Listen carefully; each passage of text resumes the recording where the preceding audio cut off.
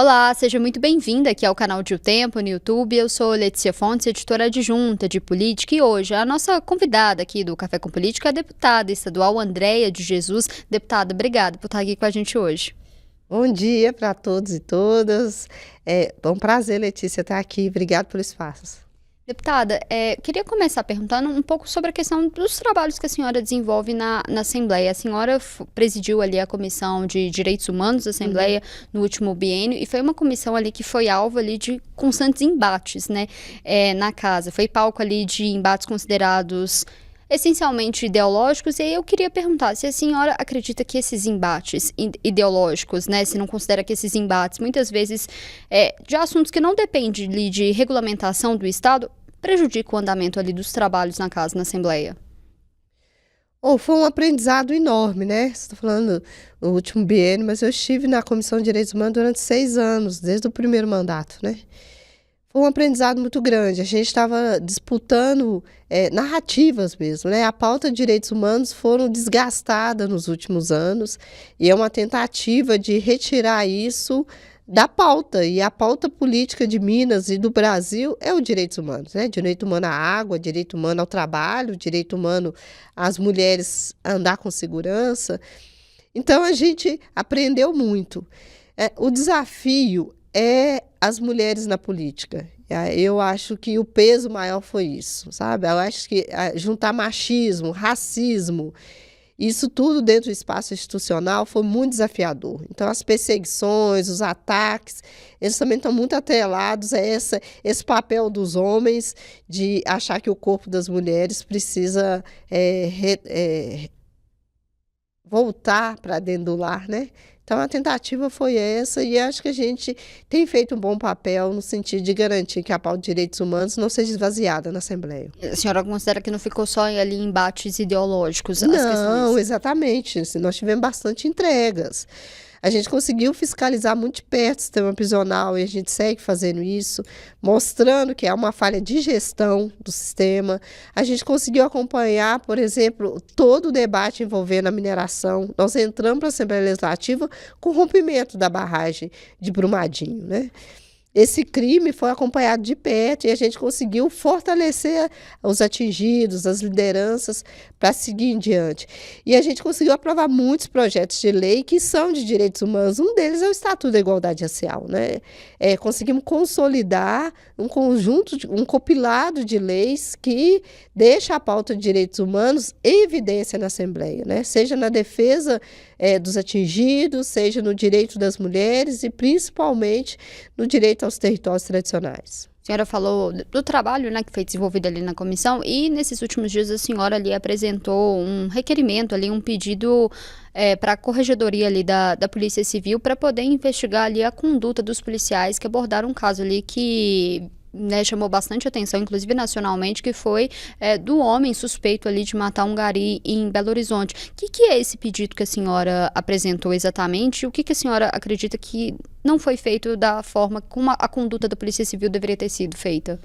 Pois é, nós aprovamos hoje uma série de requerimentos em relação a esse caso, né? Ontem, na Comissão de Direitos Humanos, enfatizamos a importância do Ministério Público levar a denúncia e identificar nessa denúncia essa conduta tanto desse pseudo-empresário, mas principalmente acompanhar como que a Polícia Militar está tratando esse fato, né? Nesse caso, eu fiz um requerimento para a Corregedoria da Polícia para entender que houve tratamento privilegiado.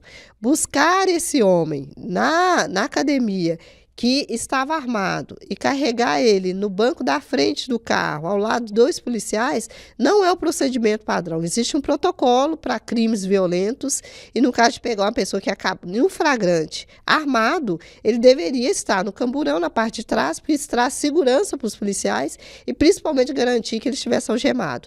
Então, esse tratamento não só soa como privilégio porque ele era empresário ou pela estética da pessoa, mas porque há, sim, uma seletividade no sistema e a gente precisa demonstrar isso todo o tempo. Então, quando a gente observa isso, eu vou cobrar que a Corregedoria da Polícia reveja esse comportamento para que não soe como discriminatório, né? E nesse trabalho de fiscalização, a senhora fez também uma representação recentemente contra, né, o governador Romeu Zema, em relação ali a alguns procedimentos no estado, ali, mais especificamente ao Plug Minas. Queria que a senhora explicasse exatamente o que a senhora vê que não está sendo feito nessa conduta do governador. O governador não faz nada, né?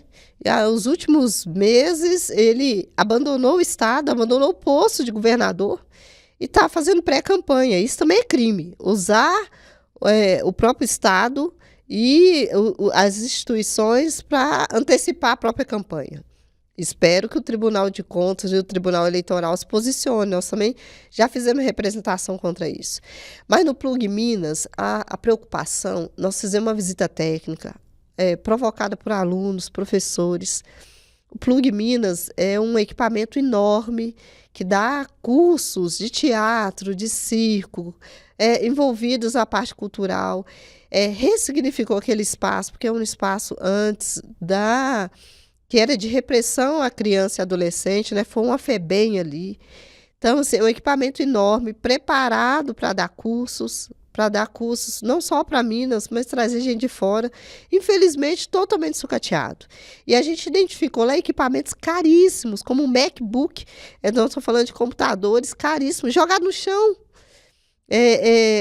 Equipamentos de som, de música, novos, sem usar, mofando, né? E o governador suspendeu os cursos, dizendo que não há interesse de alunos. Muito pelo contrário, só por rede social, muita gente se posicionando, querendo o retorno dos cursos. Então, a representação é por improbidade mesmo, improbidade administrativa. Ele pegou dinheiro público, dinheiro nosso, dos nossos impostos, usou para a compra desses equipamentos e agora esses equipamentos estão se perdendo, quando poderia estar, nesse momento, tirando muito jovem do tráfico, se ele estivesse lá estudando, tendo oportunidade, isso tudo com dinheiro público. Então, há um interesse do governador de vender aquela propriedade. E aí ele empurrou tudo no Propag.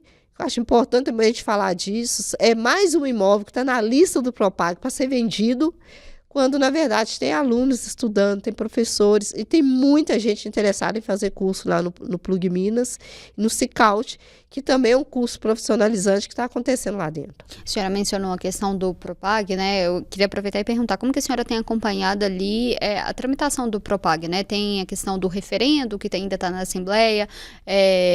Como que a senhora vê esse projeto? Acredita que vai ser aprovado da forma como o governo do estado tem condicionado e tem falado que seria importante para o estado?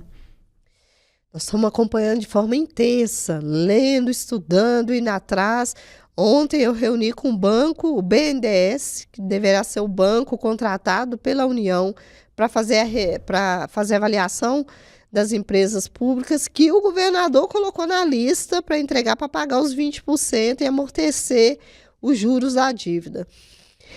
A preocupação nossa é de que o governador, ele abandone e coloque o vice lá, eles estão brincando com algo muito sério. O Propag é a melhor saída para o estado de Minas Gerais hoje, conseguir pagar sua dívida e não deixar o estado refém dessa dívida, né?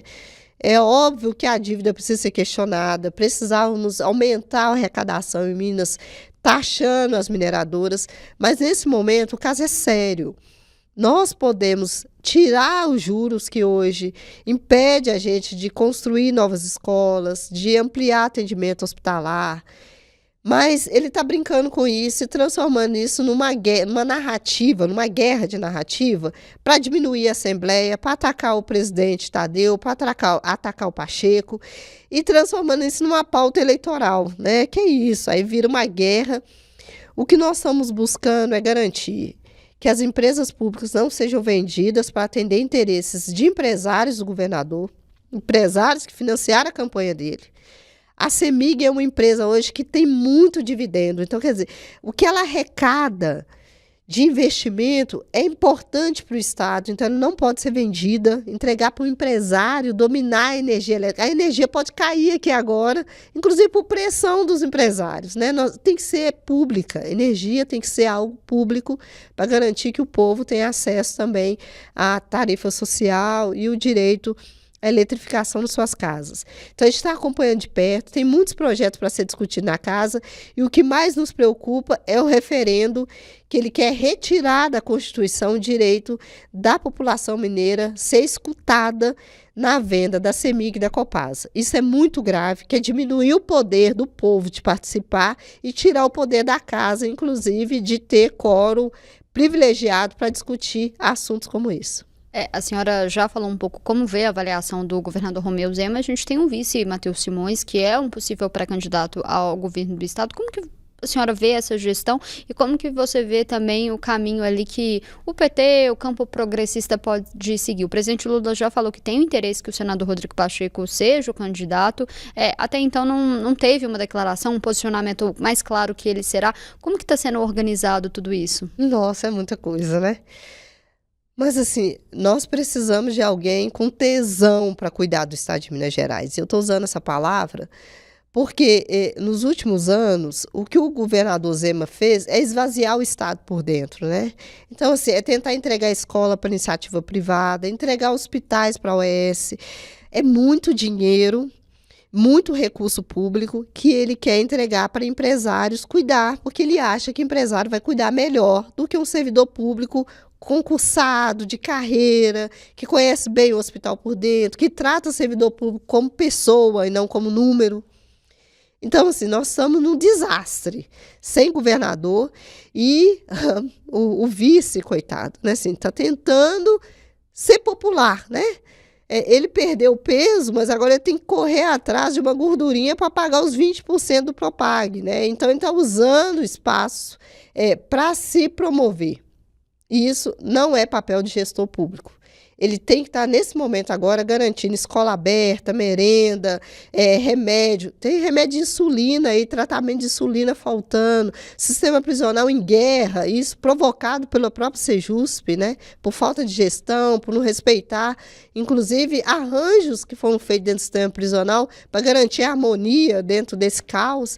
Então, nós precisamos de alguém que tenha tesão com o estado de Minas Gerais, que queira colocar o estado de Minas Gerais no circuito nacional como um estado de muita potência.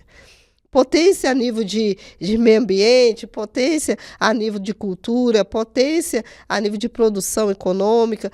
Nós temos agora discutir as terras raras que estão aqui em Minas Gerais e é desejada pelo mundo todo, né? Pelos carros elétricos e por outras produções tecnológicas que precisa dessas terras raras. Então, nós precisamos de um nome com desejo, com vontade de tomar esse estado para colocar não só no rumo do crescimento, né, mas como um estado desejado para as pessoas estarem. Quem que é esse nome na avaliação da senhora? Seria o Rodrigo Pacheco? Acredita na candidatura dele? Quem que é o nome que a senhora defende? Olha, eu estou com o presidente Lula. Eu acho que o presidente Lula tem uma sabedoria para tomar decisões e conseguir apresentar um nome que seja de consenso, né? Mas eu vejo que há uma necessidade do Rodrigo Pacheco se posicionar com mais segurança.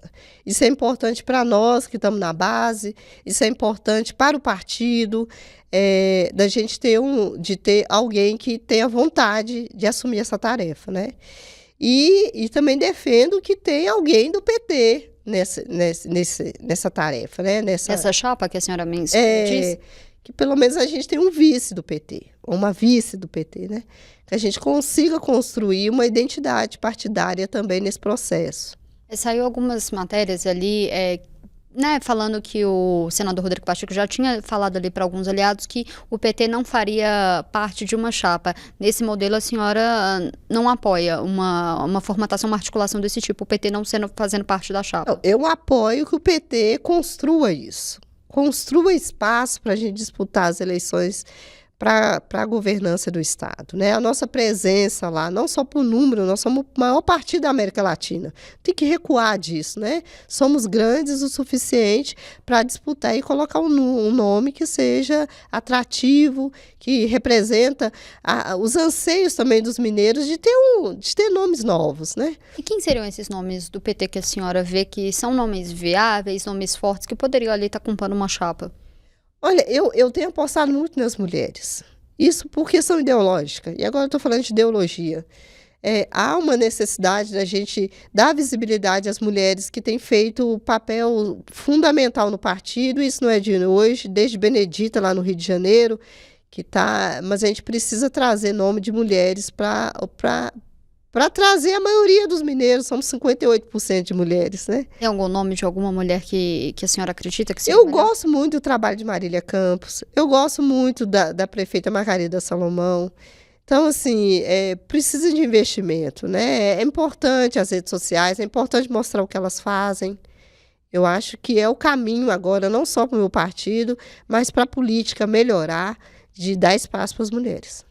Agora eu queria perguntar a questão sobre futuro político da senhora. A senhora, nesses últimos dias, tem sido cotada ali como pré-candidata ao Senado, mas o PT ali não ganha uma eleição majoritária em Minas, ali, em exceção em prefeituras em 2018. Queria perguntar para a senhora é uma pré-candidata ao Senado? É uma pretensão da senhora? E o que a senhora considera que é o maior obstáculo do PT? Eu fiquei muito feliz. Nos últimos dias, isso tem sido ventilado e vem das bases, né? Que é o que eu acredito. Eu faço um trabalho para potencializar as bases. Eu ando muito nos quilombos, ando muito com o povo de terreiro, ando muito com os povos, com o povo negro organizado, né? Então, hip hop, nas favelas, nas periferias. E as pessoas têm desejo. E aí, que bom que no desejo dela o meu nome apareça, né? Eu fico muito feliz.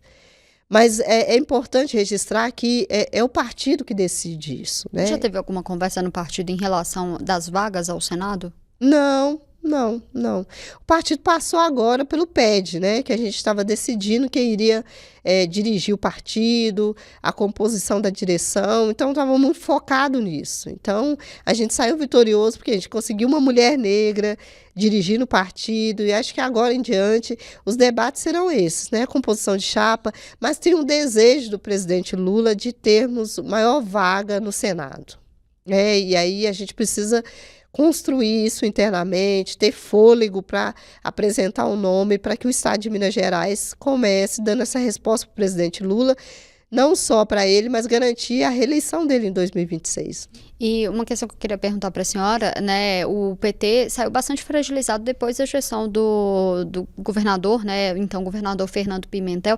Qual que é o desafio do PT para poder superar esse obstáculo do que ficou ali, principalmente para os servidores dessa gestão?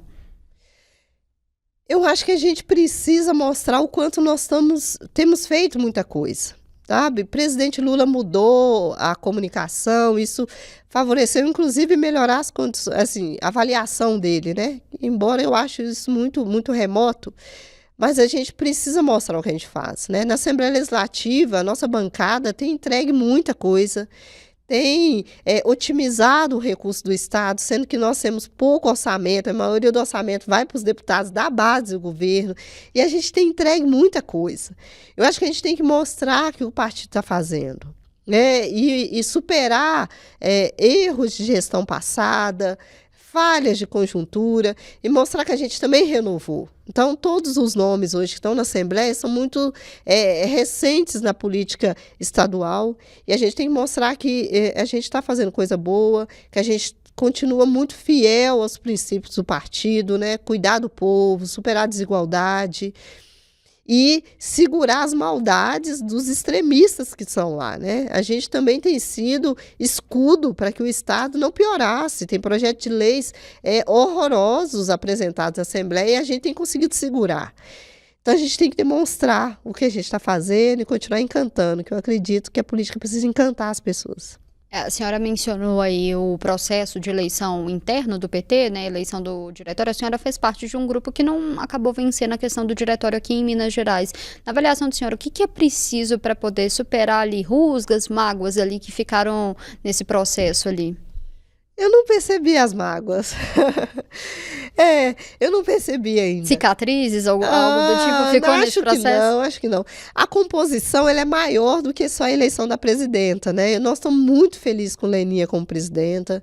É uma minha parceira na Assembleia e com quem eu aprendi muito sobre as Gerais, Norte de Minas.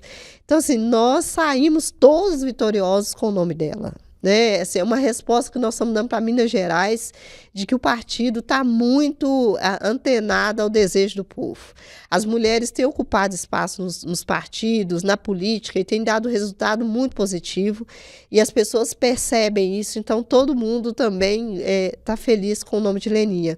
E a chapa que dirige o partido também compôs com outras forças. Então, assim, todas as forças se sentem representadas nessa construção hoje na direção do partido, e a gente vai ter vamos dar uma lição para os demais partidos aí, que as mulheres podem estar onde elas quiserem estar. A senhora começou no PSOL, foi para o PT. Queria perguntar, a senhora acredita que hoje no PT tem mais espaço do que tinha no PSOL? Eu tenho construído isso, né? Eu estou bem acolhida no PT. Eu militei a vida toda nas bases do PT, né? O PT não é novo. Então, eu me sinto em casa, tanto na comunidade eclesial de base que eu fiz parte, nas conferências, nos encontros. Então, assim, eu não sou nova no lugar, né? A sigla partidária é importante, o partido é grande, me dá oportunidade de estar em vários territórios, chegar lá e encontrar militantes, experientes para dialogar. Isso traz para mim mais segurança para atuar como parlamentar num estado com 853 municípios, né? A gente falou um pouco sobre questão de futuro político da senhora. A senhora falou que pode considerar que a senhora colocou o nome à disposição, se for uma vontade do partido, ao Senado.